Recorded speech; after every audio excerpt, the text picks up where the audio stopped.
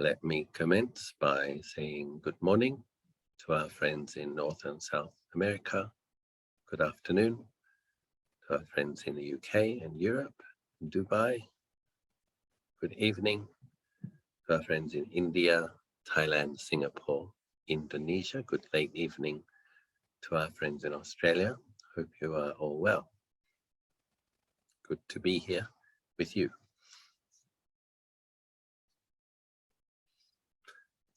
I was just on it was the 30th year anniversary since Luang Por Chah put down his 5 khandhas and abided in Nibbana without remainder. And so we usually have a gathering. Until recently, a couple of thousand monks and maybe 10 or 15,000 lay people would gather. But this was a small, downscaled because of the COVID phenomenon.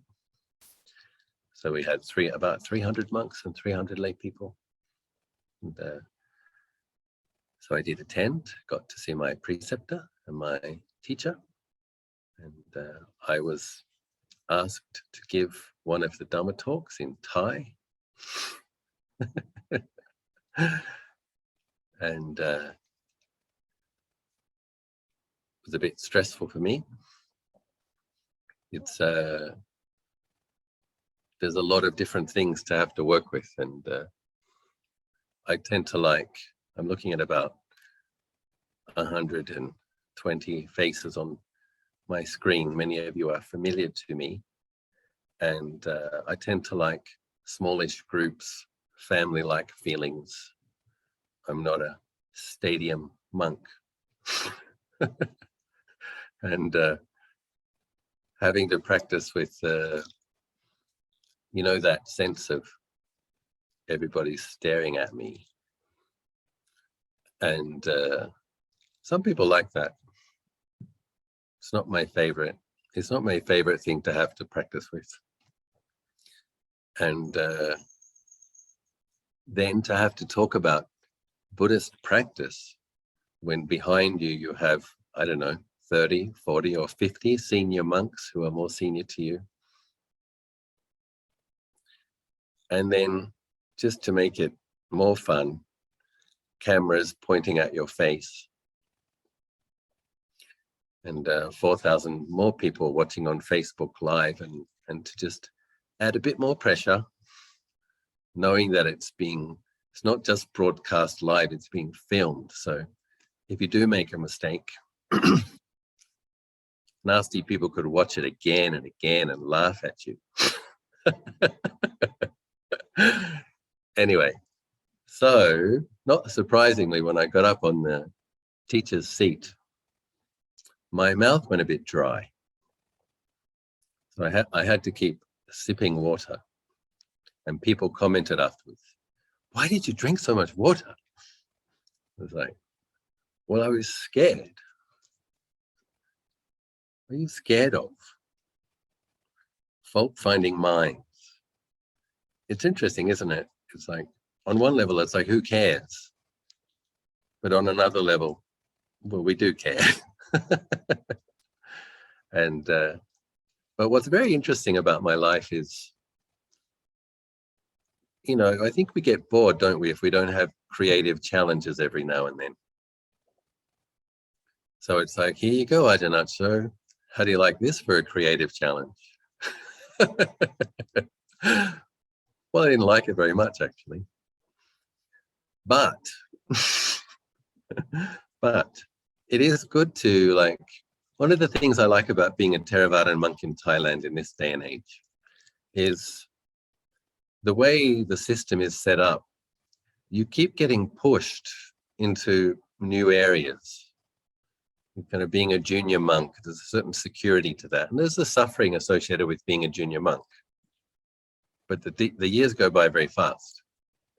And then it's like, oh, now you have to be one of the leaders. Now you have to be one of the teachers. What's that like? And then, in Thailand as an abbot, it seems to go with the territory that you will also become a a reforestation project manager and a building project manager and a social worker and a tour guide and anyway, lots of opportunities to develop lots of different skills, and it's nice to obviously on one level it's stressful because on one level it's nice to master a few things, but it's interesting when, suppose in a few years, like I found my having to teach a large group of Thai people in Thai on a seat with cameras pointed at me and senior monks behind me, I find that stressful. But I did it and I got through it, and nobody threw tomatoes. And now, in a few years, it may actually be possible that becomes something that I can just do now. And it's very interesting. And when I was experiencing a lot of resistance, well, I could just not go. And I said to myself, Ajahn, you have had 26 years to prepare. So there's no excuses really. So I had to fight with my kilesa. It's like, no, the right thing to do on this occasion is to just do what you've been asked to do, as uncomfortable as it is. So, but I think, when you're speaking in a second language that you're not really a master of, about profound things like what Ajahn Chah taught and what it's like to meet the king, and there's special vocabularies and there's people who know more about these things looking at you, it's whatever. An interesting experience. And it's over now. And now I'm back in my comfort zone with 120 friendly people speaking in a language that I can speak. Give it to me, JC. What are the questions? Sure, Ajahn. Ajahn, can you see my screen? I can. Question 1. Is it ever okay for a terminally ill Buddhist to access medical aid in dying by self-administering little drugs? My father is in his last few months of life with lung cancer. Would it be bad karma if I let him know this law exists? Would it negatively affect his rebirth if he did this? Thank you so much for your guidance.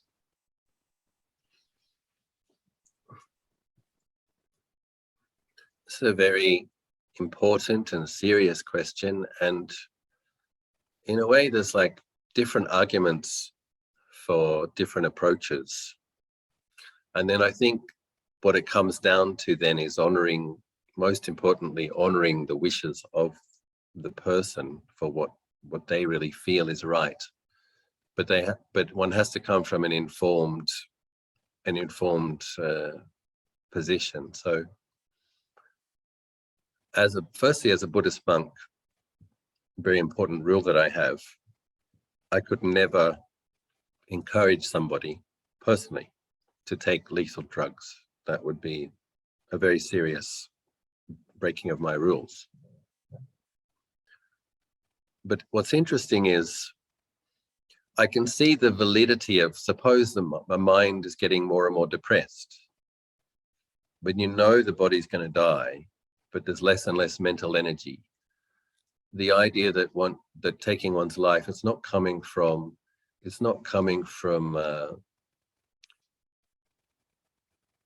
in a way, the inevitable is coming.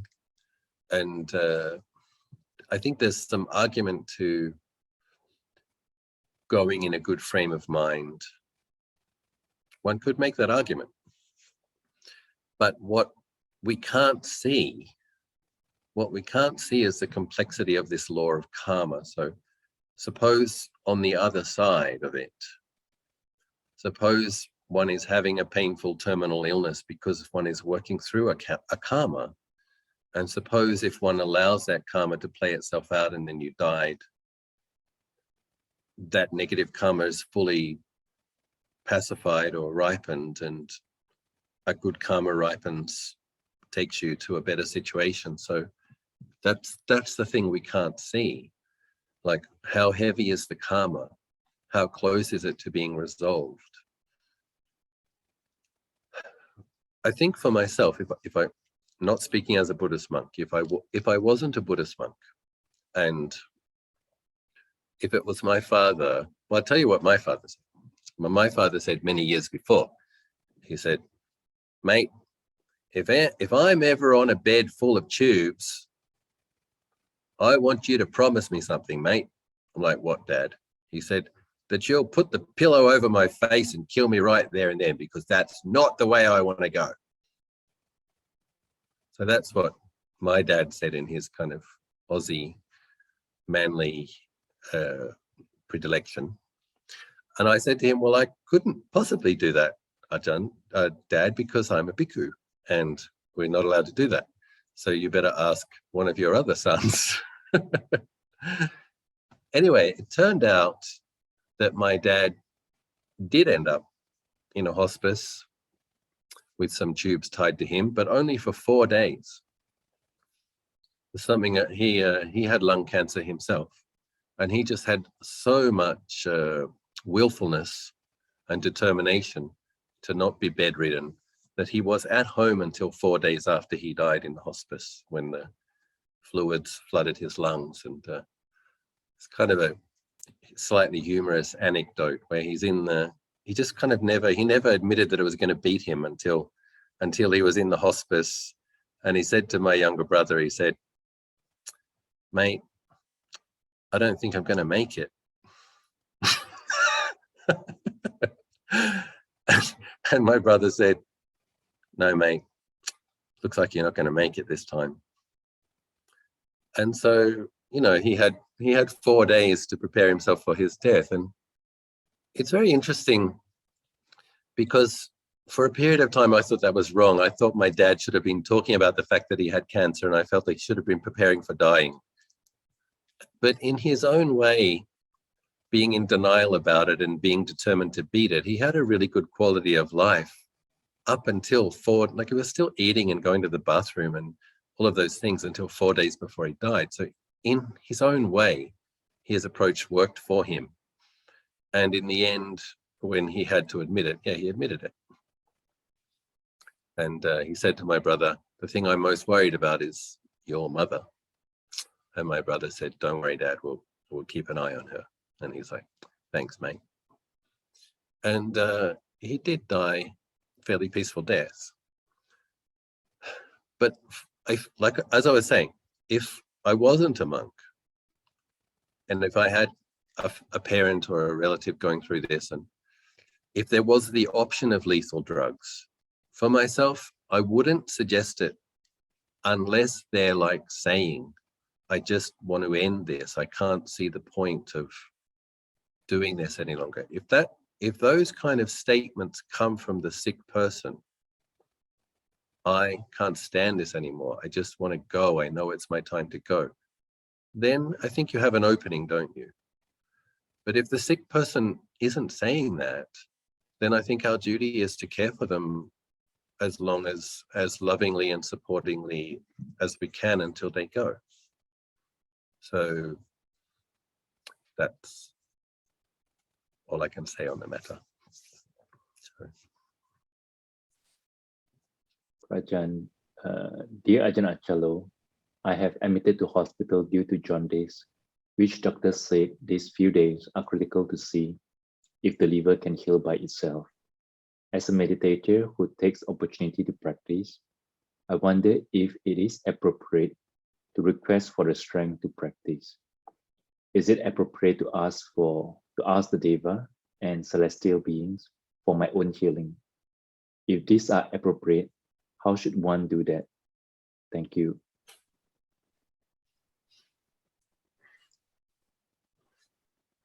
So yes, whenever we have health challenges, it's fine to both dedicate merits in particular ways and also request help. So some some simple statements such as, due to the merits that I have made in the past, may this illness, may I overcome this illness.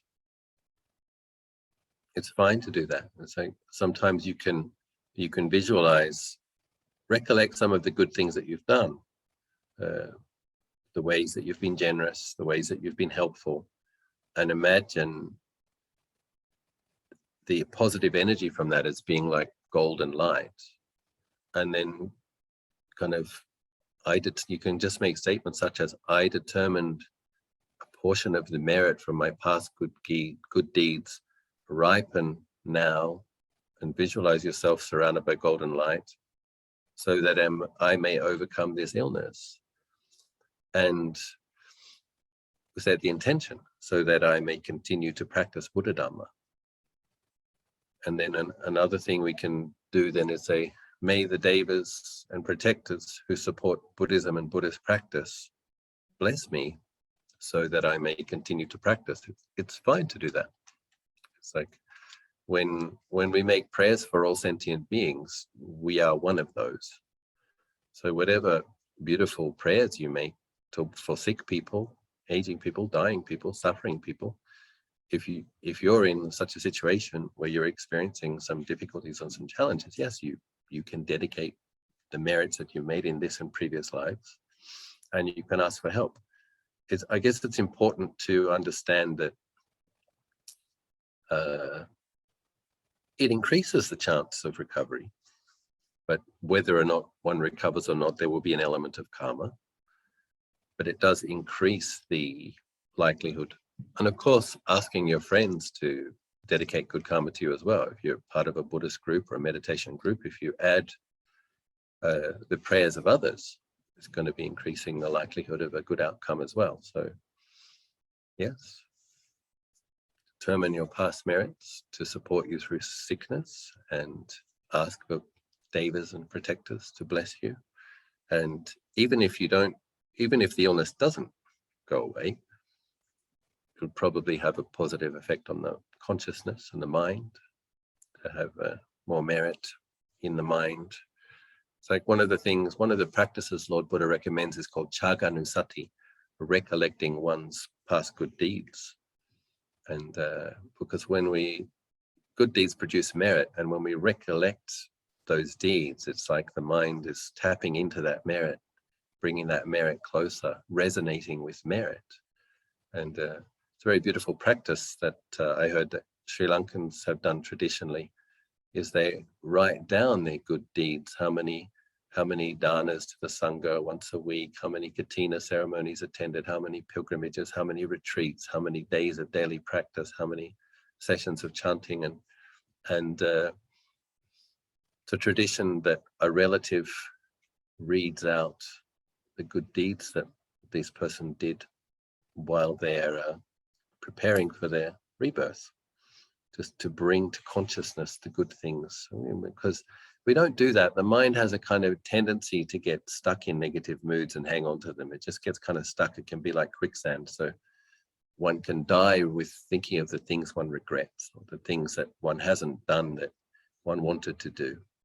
And you can die with remorse and depression. Or you can die recollecting all of the wonderful things that you did and all of the generous and kind things that you did, and you can die with a feeling of some fulfillment and contentment and joy. So it really does depend on because we all have a lot of each. Done some good things, done some bad things, a lot of neutral things, but what the mind focuses upon will affect the mind state. And so training oneself to recollect the good things that one did. So yeah, recollect those good things, visualize it as a positive potential, like just beautiful golden light, all of the good energy, and then surround yourself with it if that's helpful. And, Thank you so much, Ajahn, for the very practical and useful guidance. Question 3. Hello, Ajahn. Could you please talk about vinnana, mind contact, and how it's different from sankhara? Thank you. Yeah. Personally, I prefer to use Lord Buddha gives us many different lists and many different tools because, you know, in his 84,000 Dhamma verses, he didn't lay it down as a doctorate and a PhD and a thesis and tell everybody to study everything.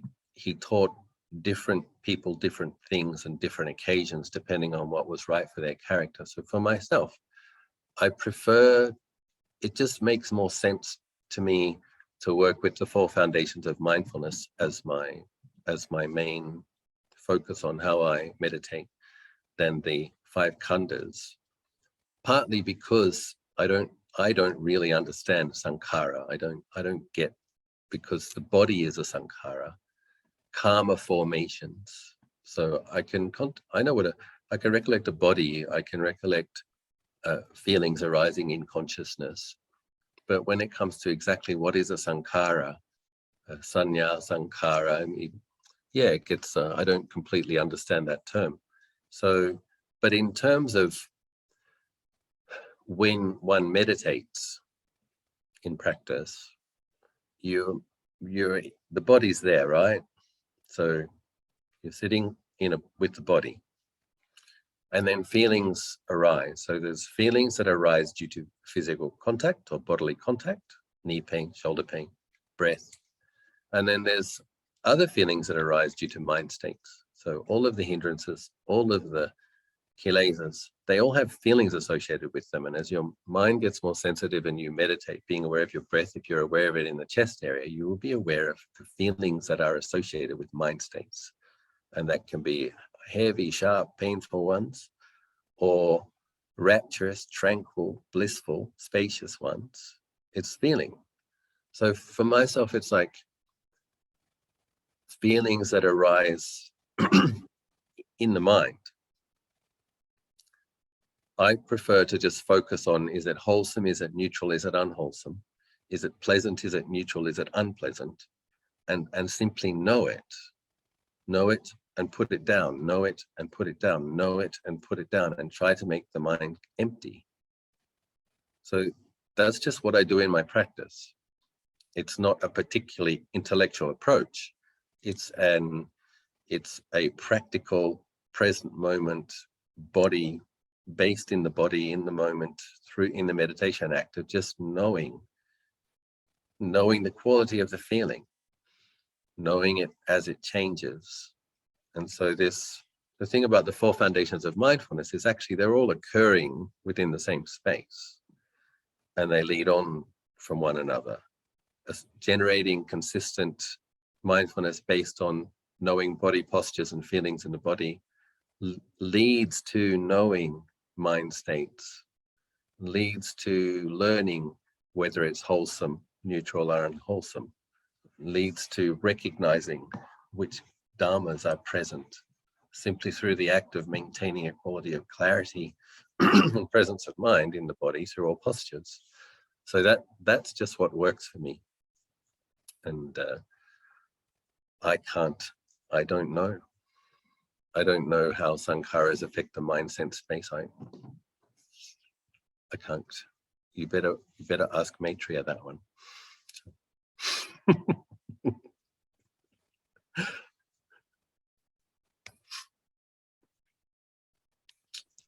Thank you, Prajan. Prajan, that's the last question for today. No, I bet you someone else has a question. They just haven't asked it. Does anyone else have a question? Here is your opportunity. You can ping me the question.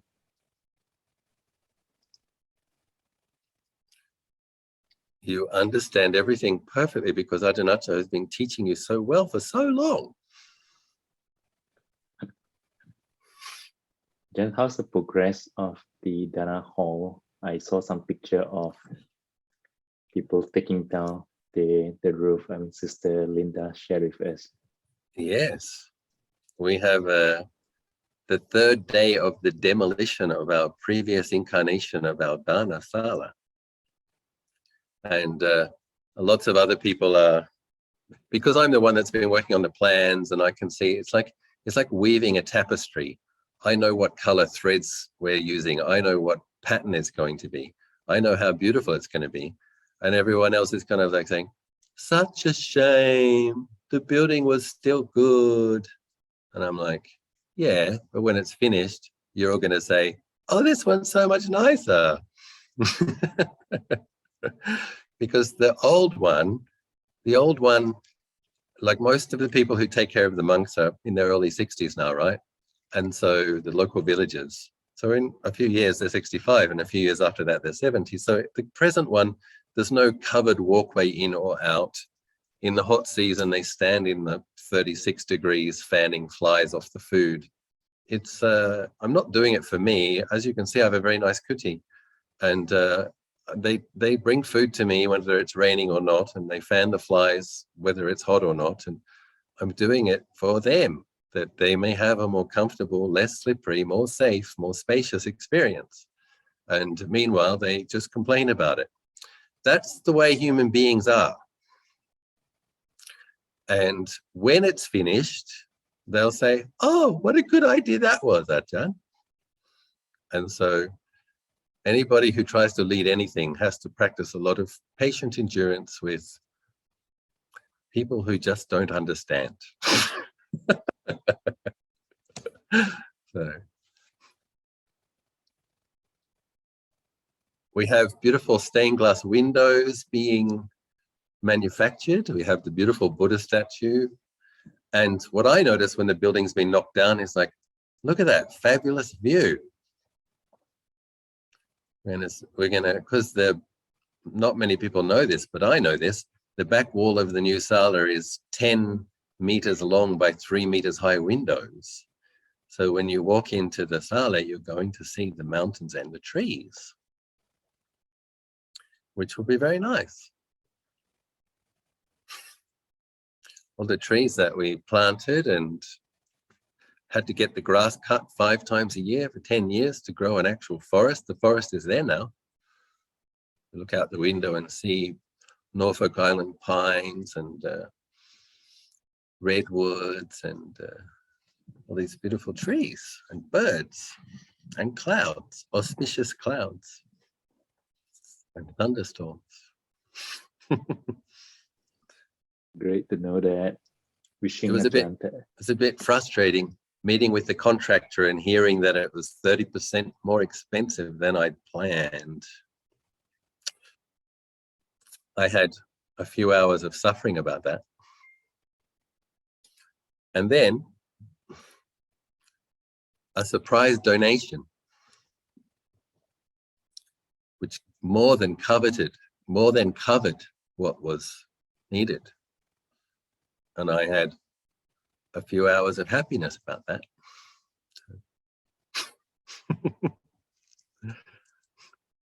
Wishing Ajahn a very smooth process. Well, the good thing about paying a bit more is someone else actually has to coordinate it and supervise it. So it might all be worth it in the end. So let's be optimistic. Honorable Ajahn, something that has come up recently in a book study we are carrying out. It's about emptiness and vinnana. Yeah. It's called the Heartwood of the Bodhi Tree from Ajahn Buddhadasa. Right. And of course, it's a translation. And in one of the areas, one of the things he makes a statement that, or the translator makes a statement that the Buddha didn't talk very much, didn't have any empty words. He talked only what is necessary in his Dhamma talks. And anything that's given outside of sunnata was not his own. I suppose there's ways of interpreting it. I'm not trying to intellectually analyze that, but I'm trying to reflect on that through doing this book. And of course, that's a major topic, my making and I making. So if Ajahn can reflect about that statement, what he would like to say. Yeah, so, you know, there's in was it a 45-year teaching career? 45-year teaching career, and becoming the teacher of kings, the teacher of courtesans, the teacher of rice farmers, the teacher of people from every caste. Many of the suttas start with the phrase, "When the amiable and courteous speech was finished." So the way I interpret that is, I really think the Buddha had small talk with people sometimes, because he had to. One of the phrases they use when they talk about praising the Buddha is that although he had transcendent wisdom and was kind of superhuman, he understood the conventions of the day and spoke in ordinary language. It's something that they praise the Buddha for. He wasn't so aloof and, or he could be, but he wasn't unreachable. So we have many examples of this, where the Buddha's sitting under a tree and Yasa comes wandering in, and the Buddha says, Yasa, come and sit down. I'll show you something that isn't terrible. How does it go? Oh, it's awful. Oh, it's, I can't remember the phrase exactly, but when Yasa comes and he's lamenting about how awful it was that he saw his concubines dribbling in their sleep. And there's a delicate prince in gold slippers. But it explains that the Buddha spoke about the benefits of generosity and rebirth in heaven. That's not a teaching on emptiness, right? So a phrase that comes up is the gradual training. The Lord Buddha teaches of the benefits of generosity when he talks of worldly and heavenly benefits. And when people's minds are gladdened, then he starts to talk about the three characteristics and emptiness. So he wasn't this kind of, don't talk to me about that, I'm only talking about emptiness. I don't see that in the suttas myself.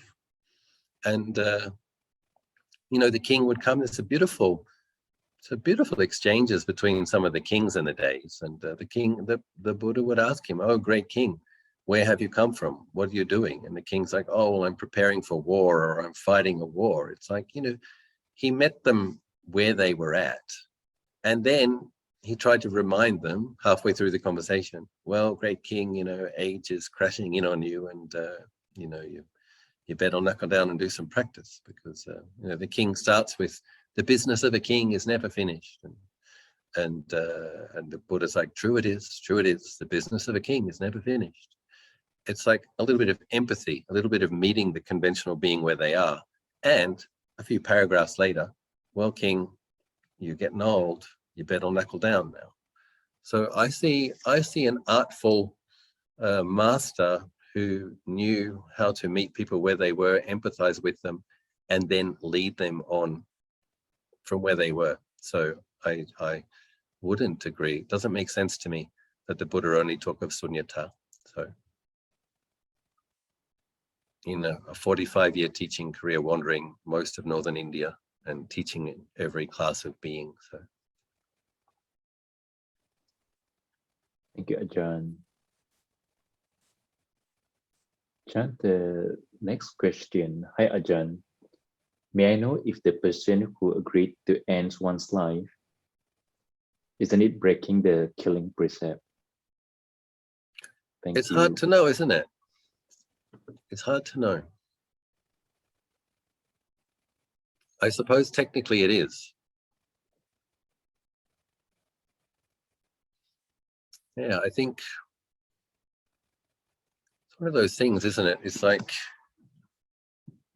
we do have free will to some degree, and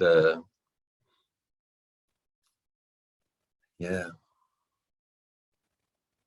if the body is going to die, so it's if a body is significantly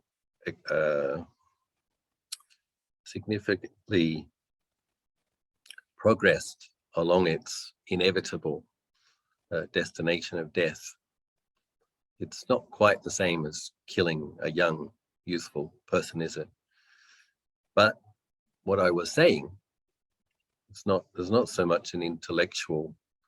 It's fine for us to sit back and say, well, that's against the precept when we're not experiencing much pain. But if a person has bone cancer and even the morphine isn't taking away the pain, then that person, is at least allowed to think about the possibility that going sooner rather than later might be good. What I said was it would have to come from that individual. That individual would have to be the one saying they want out. And then, yeah. And I could never encourage anybody to do it. But if somebody did, if they were in that kind of a situation, I would not sit in a heavy judgment of them.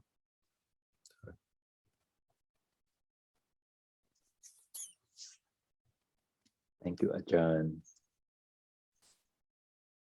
I think one of the frustrating things, isn't it, is in palliative care, like things that people do to extend life, like if a body has a natural lifespan, that if the relatives and the doctors would just allow that body to die from its illnesses, but when they do all sorts of things just to keep the body going, and then the person ends up with so much more pain and a much more depressed mind than they would have had. And see it in Thailand often, like people having holes cut in their relatives' throats so that they can feed them through tubes. And like for myself, I'm just going to talk for myself, right?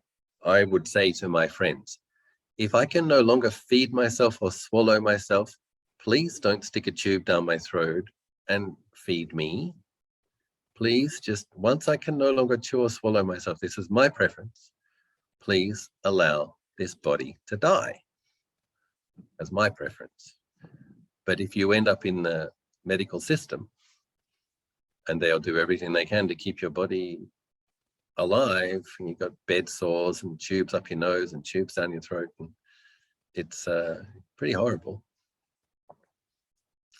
So there's a thing called a living will. Like you write while you're alive your preferences about how you want to be treated should you get some kind of terminal illness.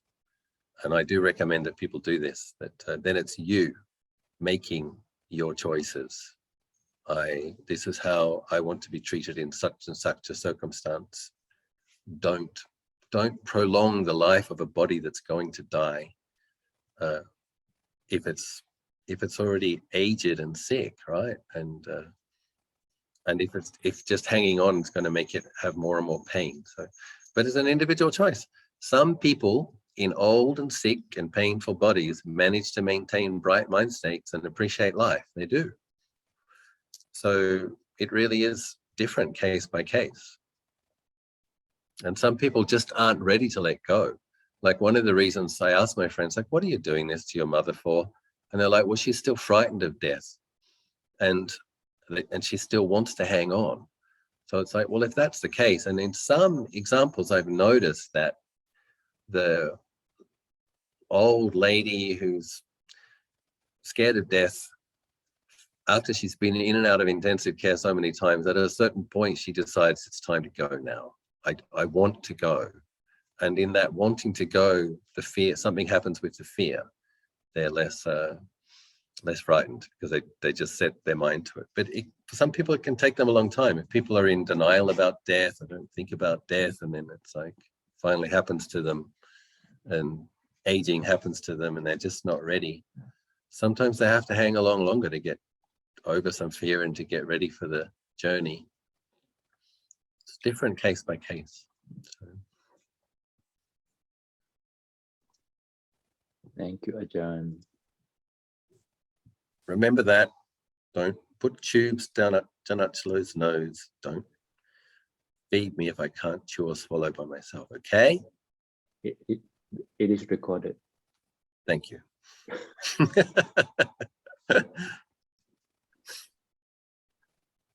I argue with people. They make prayers for the Ajahns' long life. May Ajahn live to 100. I said, I only want to live to be 75. No, 90. I said 75. And it was like, and the people saying it, they're all older than me and they're all going to be dead by then anyway. So I'm like, you're not going to be there to take care of me.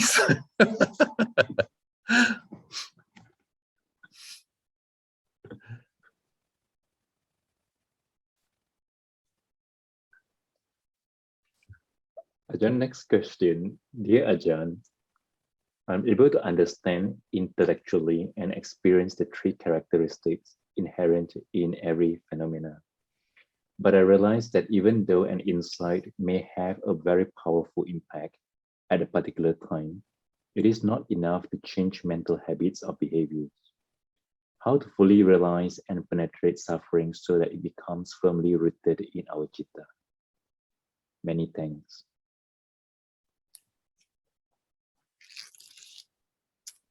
So yes, essentially we have to do more and more and more practice.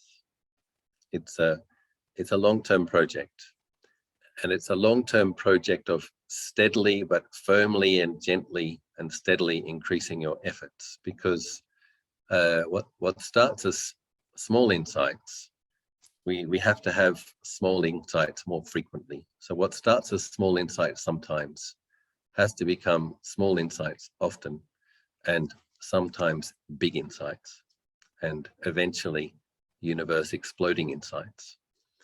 But with regard to changing thought habits, Ajahn Pasano said something interesting when I was training with him as a junior monk. He said, in his about 25 years of experience of practice at that time, he said, it's not the content of the thoughts that changes very much.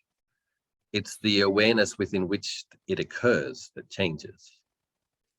So it's like, you can have the same thought habits, but if you're not believing them, if you're not grasping them, if you're giving your interest to the awareness that simply knows them as thoughts, this is development. And, you know, the process of having only pure and wholesome thoughts, well, that's several stages down the path. That's advanced. And the beginning practice is develop some insights into impermanence and not self, and to actually have a kind of a perfect character. That's what the Buddhas have, impeccable in conduct and understanding. That takes 4 incalculable periods plus 100,000 eons. That's the fastest track. And so perfecting your thoughts is not really what it's about. Obviously, we train them to some degree to think more skillfully and try to abandon the unwholesome, but we don't have to pretend to be saints. We have to behave like saints, and we have to know that thoughts are thoughts, and they arise and they cease, and they're ultimately not self. But with regards, I think the gist of the question is like, how do we get a quality of insight which is at a different level that really, really affects the kind of ignorance and delusion on a kind of a really deep, where you can actually feel, yeah, that put a dent in it. So in my experience, it's when practice comes up to 8 hours a day for more than 10 days is when the bigger insights occur. And it just seems to require that kind of that kind of effort.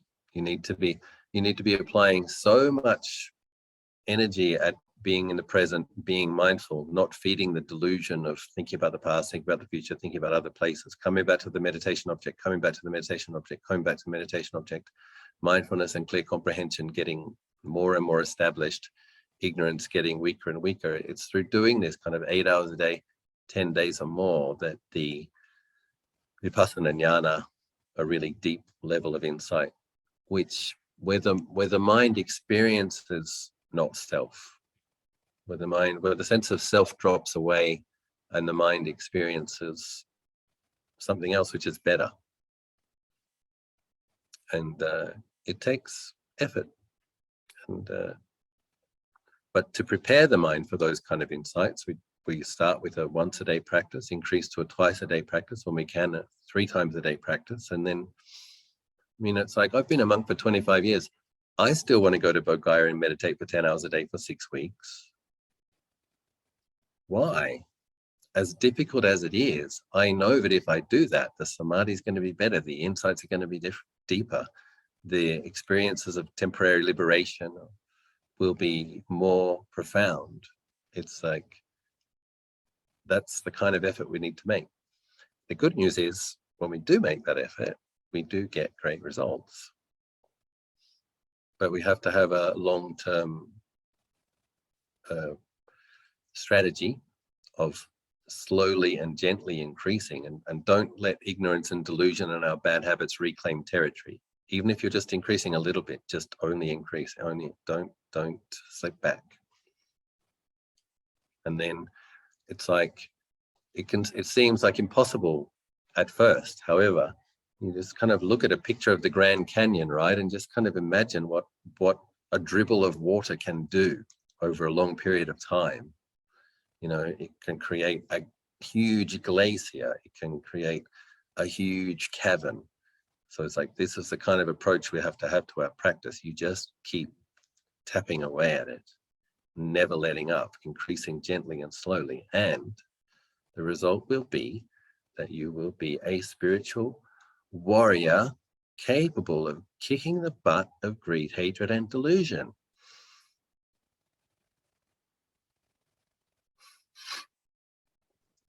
Thank you, Prajan. Sadhu. Prajan, next question about our chanting of the Ratana Sutta just now. Yeah. The definition of samadhi as unmediated knowing here is different from other translation as concentration without interruption. Can Ajahn explain? Just use the translation that you resonate with. Don't think too much. Okay. Okay, everybody. Thank you, Ajahn. Thank you, Ajahn. Thank you, brother. Sadhu, sadhu, sadhu. Good night. Happy Chinese New Year. Happy Chinese